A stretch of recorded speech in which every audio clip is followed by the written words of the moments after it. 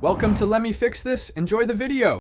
You start by confirming Mac OS and firmware are up to date so drivers aren't the culprit.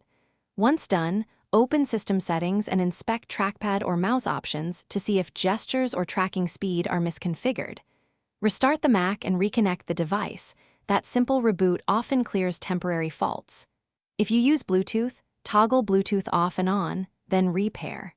If wired, swap the cable or port to rule out physical connection issues before deeper troubleshooting. You'll now isolate software conflicts by booting into safe mode. Hold Shift while starting up and test the mouse there. Safe mode disables many extensions and tells you if a third-party driver is to blame. Next, create a new user account and log in to see if the issue persists. This separates user settings from system problems. Finally, scan Activity Monitor for high CPU or rogue drivers and quit them. Make sure to note names so you can remove or update the offending software later. You finish by resetting low-level controllers.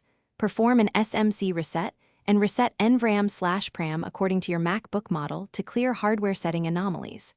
If problems continue, reinstall Mac OS from recovery mode after confirming a current backup. That wipes software corruption.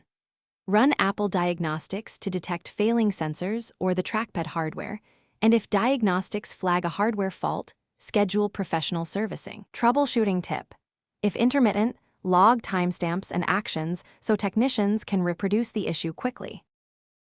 Thanks for watching. If you found this helpful, don't forget to like and subscribe.